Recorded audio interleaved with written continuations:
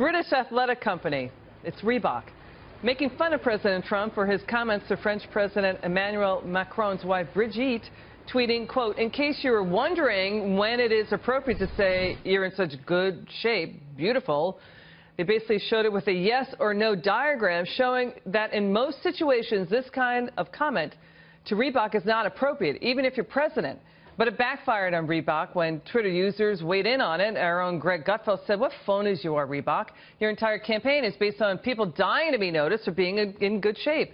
And columnist Rita Panahi said, "Oh, look, another virtuous company. Meantime, this is how they market their products. They look in good shape," and included these two photos showing sexy models from recent Reebok ads. Let's take this to the political power panel. Look who's here. Conservative radio host Gina Loudon and Democrat strategist Danielle McLaughlin. Gina, Reebok responding, saying, quote, "Reebok first came on the scene with women's fitness. Today we are committed to helping change the narrative around women. We saw this as an opportunity, as a learning moment. Instead of judging or labeling, let's raise the bar and push for progress. Let's celebrate each other and commit to being the best version of ourselves. Let's be more human." Gina, what do you think? When they're the ones who are judging and labeling. That's really cute. The hypocrisy here just sort of never stops, Liz.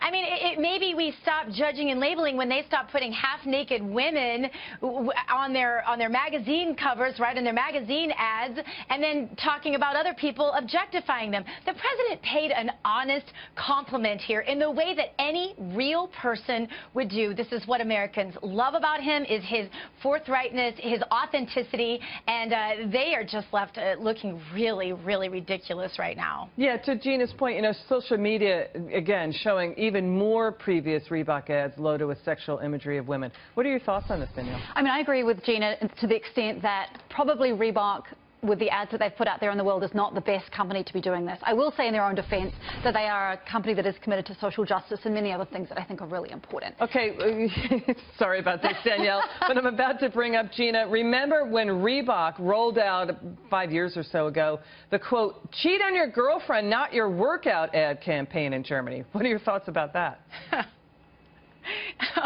I guess I'm just glad, you know, Liz, at this point that we do have social media, new media, to keep people more honest and hold them accountable, because even a few years ago, before the real emergence of the power of new media, you know, certain alphabet soup media would have taken this whole Reebok thing and made it exactly what they wanted, to continue to divide Americans. But this president has been in the business of bringing Americans back together again, and I think that's what Americans love about him. That's why they elected him, and that's why Reebok just alienated about 50% of the American population. You know, President Trump at the women's LPGA golfing tournament at his New Jersey golf course this weekend congratulated the winner, Sung Hyun Park, this morning. This, as USA Today published a column calling the president a, quote, "controversial host who female golfers were downright afraid to talk to," without showing any reporting or proof of that, Gina. What do you think of this? Let me take it to Danielle. I mean, the author of the article, Danielle, said the pro-female golfers would not speak out against President Trump. But can you infer that from the answers she got from the golfers? It's not really clear to me. I thought, honestly, the article was a little bit strange. But one thing the president could do if he's worried about, or if he's getting this negative press, which is frankly super distracting, right? We should be talking about healthcare and not what happened with the women on the LGPA. Don't have these things at your properties. Don't go golfing so much. Don't have the appearance of self-dealing, or like all of these issues, self-dealing and nepotism. I think he's hamstringing his own success by this kind of distraction.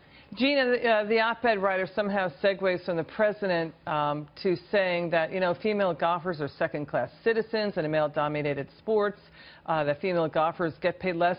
I mean, those are serious issues, but how do those issues connect to Donald Trump? Well, they don't. And he was there being supportive, Liz, of women's golf. And yet media will find a reason to criticize. His haters are going to hate, because that's what haters do.